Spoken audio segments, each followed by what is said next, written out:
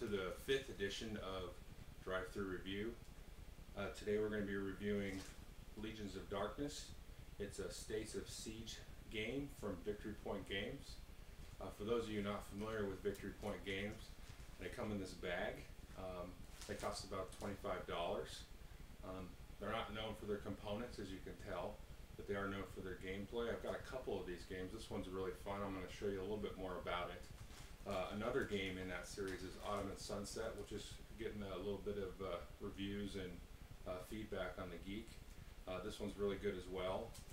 This one is a fantasy-based game, while Autumn and Sunset is a history-based game.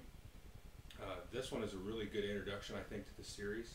It's a little bit more balanced. I win this one a lot more than I win Autumn and Sunset. I've actually never won Autumn and Sunset. I've gotten a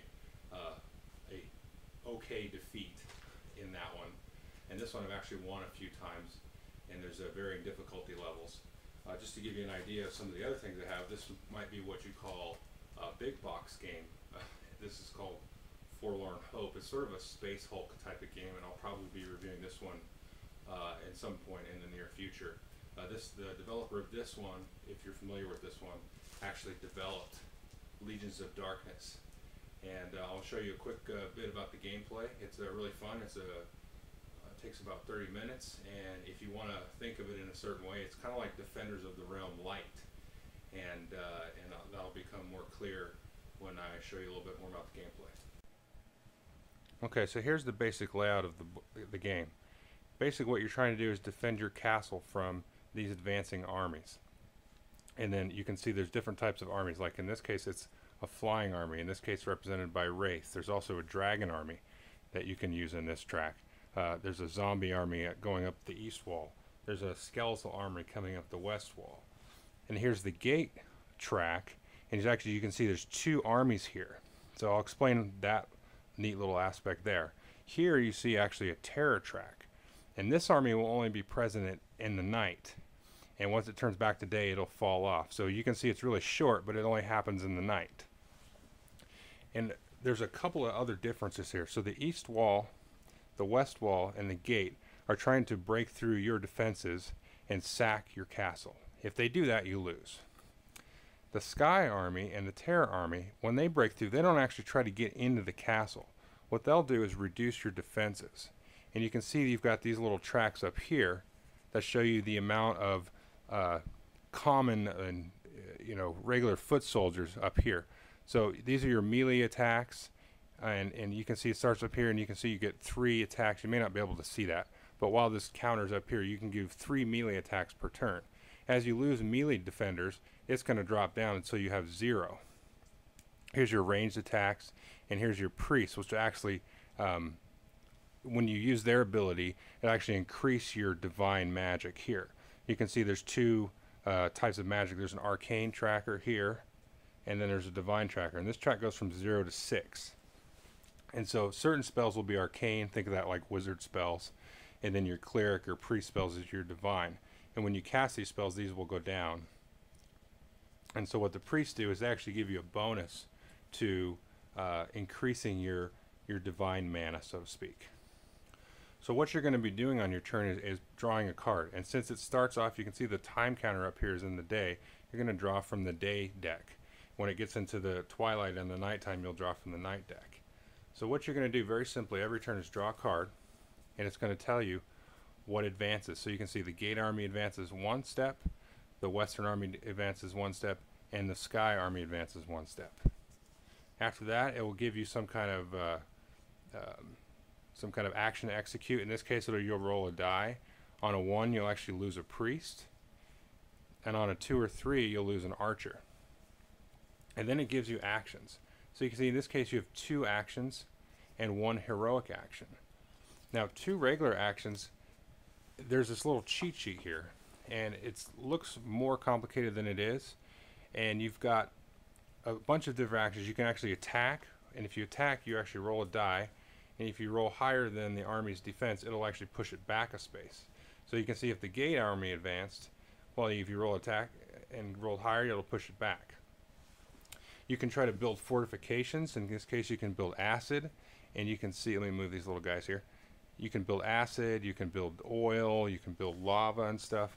And these will give you little abilities to hamper the armies, you know, coming in this way. So you can use actions for that. You can try to memorize spells, because the spells actually come face down at the start of the game, and you've got to flip them up and sort of draw them. You can see this one's called Fortune, and you get all these little spells. So you don't start off with these spells, and I'll talk about spells in a second. So those are the regular actions. Now, heroic actions are used by your special heroes, and at the start of the game, you'll have either 3 or 4 heroes. In this case, I'm fighting the undead, so you fight with 4 heroes. The undead is a little bit stronger. The other army is sort of a goblin, sort of a green army. You can see here's an orc, and then there's actually a dragon and a troll. Here's a troll. When they fight, and that's pretty much cannon fodder. And the first time you play the game, you can play them once or twice, and then beat them up pretty quickly. They're pretty weak. The undead army has a little bit more power. The 2-hit number is higher on all of them, and some of them actually have negative modifiers. I don't know if you can see this, but there's a little axe on this zombie, and that is -1 to a melee attack when it gets attacked. And this skeletal knight has a -1 to ranged attacks, so they're a little bit more difficult, and probably a lot more fun. This is really where the balance comes in. It's sort of a 50-50 fight. From my limited plays, I probably played about 8 times, and the green army I just stomp all over the place, but the undead army, it's definitely more of a fun fight. So back to these heroes here. Now the heroes have all different sort of abilities. So you've got your ranger. He gives, you know, +1 to range attacks. The warrior gives +2 to melee attacks. The cleric, you got a cleric over here. You can actually just keep off in the reserve area. He doesn't have to come out and try to get damaged. You know, he can cast a number of healing spells. You got wizards, you got paladins. Now, one thing to know about the spells is that you can always cast these spells like with your regular actions.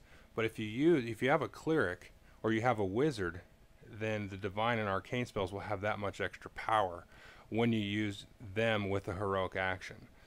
One other neat aspect I like about this game is when an army actually does break through, it'll first only create a breach. And that's one of the things that is sort of frustrating about the other states of Siege and even Defenders of the Realm, is when you get that one general or whatever coming in, it's a boom, the game's over, oh, you lost. Well, this one's kind of nice because it'll actually create a breach, and then if you fight the army back off one space, you can roll a die and try to build a fortification, and this will help it so that when it tries to come back in and break through again, it's got to roll a dice higher than its number, and then if it happens, then it'll bust through. Now these cards are pretty versatile. You can see in this case, this one you move the gate army twice and these 2 armies once, and then you can actually take a quest afterwards after you spend your actions, and you can actually save the actions to add to your quest dice roll. So this one's asking you to roll a greater than a 7, and you can go actually through the spells and draw it, the one of your choice instead of drawing it randomly. So you have to kind of make a decision. Do I want to use all of these actions here to, you know, beat the armies back? And the heroic actions, if you save them for the quest, give you +2 to your dice roll. So maybe you use all your regular actions or you use all your heroic actions, and then you get to go draw a spell of your choice, because the spells are definitely powerful, and you know, they're very worthwhile to get. Another interesting aspect is that the time marker is not always going to move forward. Like in this case, if you drew this card, the time marker is going to move 1 space forward. But if you drew this card, after doing all the actions and the quests that might be on there, it will show an army. And so in this case, it shows the gate army. What happens is you put this bloody battle marker on here. And what that means is the first time you do any kind of melee or ranged attack on this army, no matter if you succeed or not, you've got to lose one of your men. And like I said, if there's 2 ways to lose. If everybody gets in the middle, or if one army gets in the middle, you lose. Or if all of these are down to 0, basically it means you've got nobody left to defend the castle, then you lose. I've had some fun games where this sky guy comes in here, and when he gets in there, he eats somebody anyway. So what am I supposed to do? He's going to keep eating my guys, but if I attack him, he's going to eat him anyway. So it's kind of funny, you know. He says there's nothing you can do. You're going to be losing guys, so you've got to try to figure out ways around that. And the thing to keep in mind is that if you hit this guy with a spell, it's not going to make you lose a guy. So you can see how the spells are powerful again. So it's kind of fun. You've got this different, you know, varying approaches you can take and try to optimize all of your actions that you're taking. One little fun tidbit is that all these VPG games come with the world's most awesome dice. I can't even tell you what size this is, but it's great. And they sort of throw it in as a freebie because they don't list it as part of the package contents. But I actually definitely prefer using these dice because you can see it's got kind of a small footprint. You just throw everything back in the bag and spin the dice, and away you go. And one other little fun aspect is I actually have a playtest piece, and according to the developer of the game, there's only 9 of these. This is supposed to be a nightmare, and it's actually called Blood Axe. So if anybody wants to you know, buy my limited edition Blood Axe version of this game for $1,000, just send me a PM. So one thing I want to try with my gaming group or somebody is so when you get Defenders of the Realm and then you get the card that moves the guy in there, instead of him actually losing the game, you should like zoom in from this macro view into this micro view of Monarch City, and then boom, whip this out, play a game of this, and figure out if him and his armies actually beat you or not. So I hope you enjoyed my review of Legions of Darkness. It's very fun. You know, it takes 30 minutes. There's a lot of nice decisions to be made. I know there's dice in it, but there's a lot of dice modification that goes on. So it's sort of like you're definitely placing your bets in one approach or another, and you can try different strategies, try out different classes for your heroes. It's very thematic. You know, some things I didn't talk about was when you switch from day to night, your morale will drop up and down. At night, you'll get arcane magic or lose arcane magic depending on the cards. So, you know, it definitely, if you like Defenders of the Realm, I would definitely try this. It's right up that same alley. It's not as, you know, epic, but it's definitely sort of a short version of that. And